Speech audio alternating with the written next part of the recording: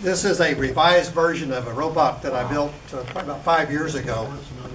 And the reason I revived it is that during our Christmas exchange period, someone had brought in some really nice motors. Those are nice. These are really nice. It's like $300 motors. Yeah.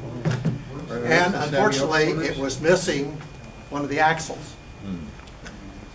Well, I happen to have a jet lathe, which making a little axle like that is just loads of fun. So I revived that, took what I had as a base that used window wind-up motors. By the way, I think that's what these are. But I had some bigger ones, kludgier.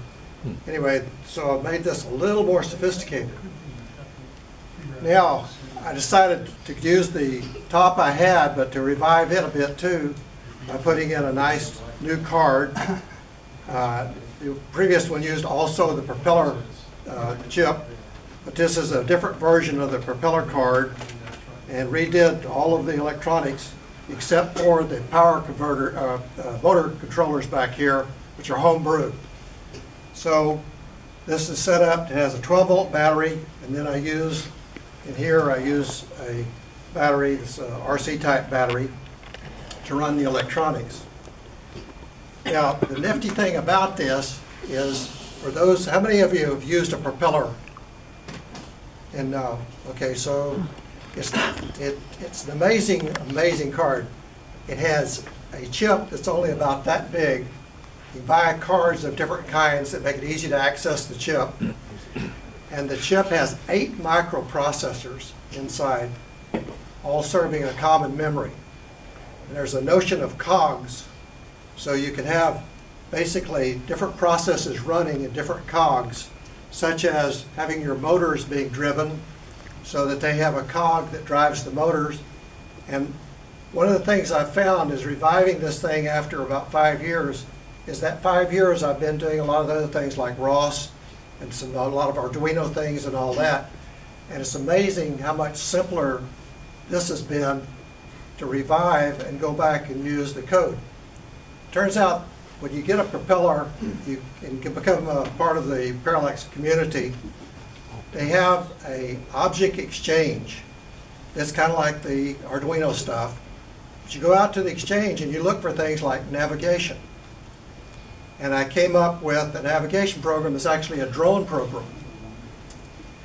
And it turns out it's very straightforward to adapt that drone program that does the navigation, and by doing a little tinkering around with the code to adapt it to run a robot, wheeled robot. So I've learned a great deal by doing this. Some of the little neat features on this, I've added a serial liquid crystal display unit so I can see what's going on when it's sitting outside. The propeller chip is so fast, here's a video port. By coming off of 3 pins with the right size resistors, you can run this into analog video TV. And you can display what they have normally. You can display on a terminal, on your programming terminal, you can display all kinds of information about what's going on in your program. Well, you can also see that on the TV. So it turns out they have a HUD. And so I use the HUD on the TV to see how I'm doing and how things are coming out. I also have a compass up here because if those of you have played with GPS units, this is the GPS unit. The GPS unit, you need to be moving before you can figure out your direction you're going. And these things move fairly slowly, so that's not a real good plan. So you put a compass on, and that's where I get my heading information, electronic compass. In any case, I have it set up so that I have lights here that right now I can see forward and backwards on the wheels. These are the first ones. Then I can tell left or right from the HUD information that is also being displayed on the LCD and during development on the TV. So you say, what is this thing good for? Well, I call it homing bot.